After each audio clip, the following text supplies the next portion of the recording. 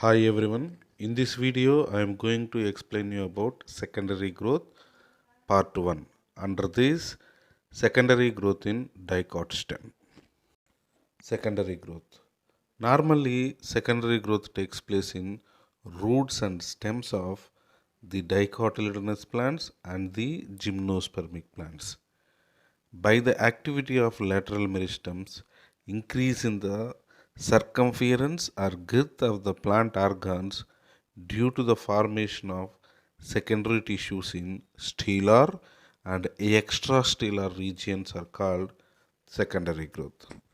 Pteridophytes and monocots have only primary structure, but in gymnosperms and dicots, they soon starts undergoing secondary growth.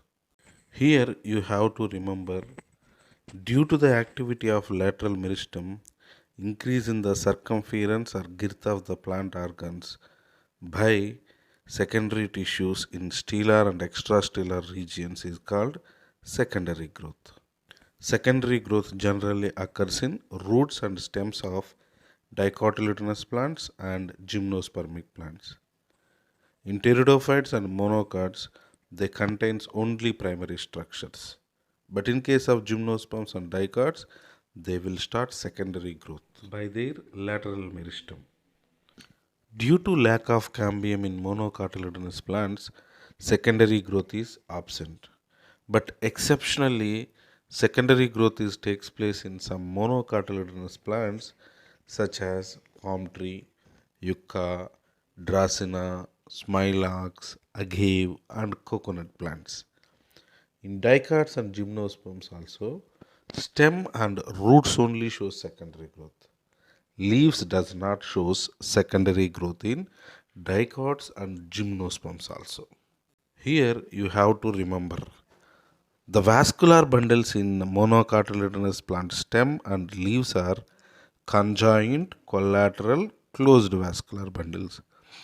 Closed vascular bundles in the sense there is no cambium between xylem and phloem.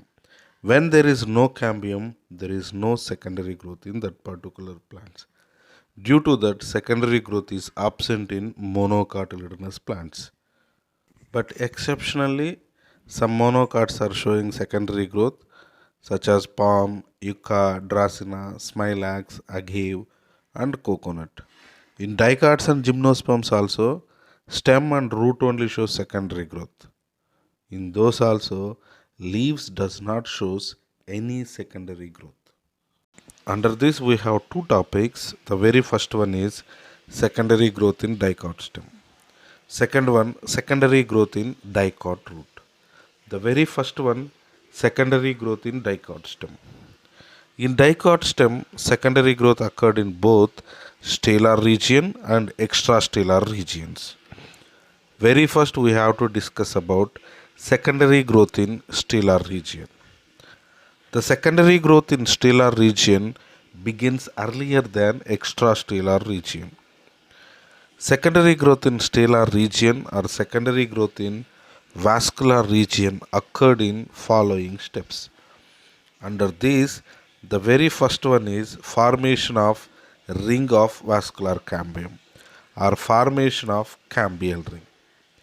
Cambium which is present inside the vascular bundle is called intravascular cambium. This is one type of primary meristem.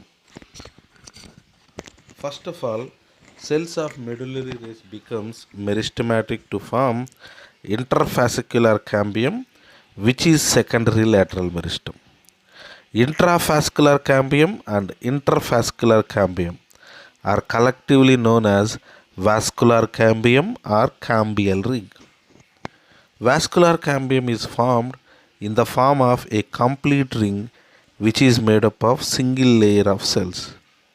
In dicot stem, some part of vascular cambium is primary and some part is secondary in origin.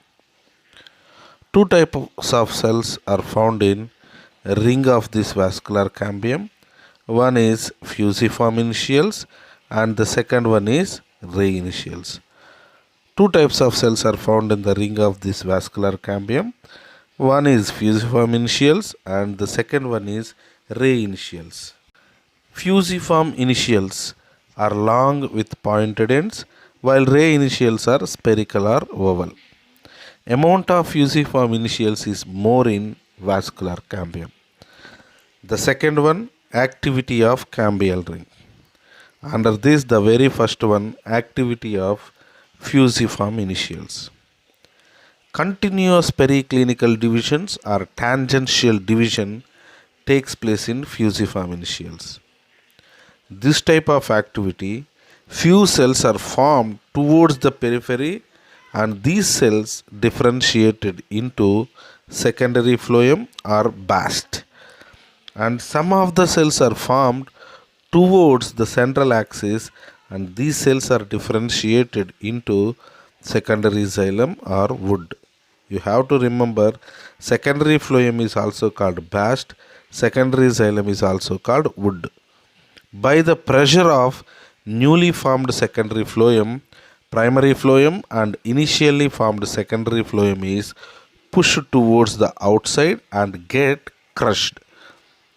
By the pressure of secondary xylem, all the primary tissues of such primary xylem, pith, etc. and old secondary xylem degenerates in the center of stem.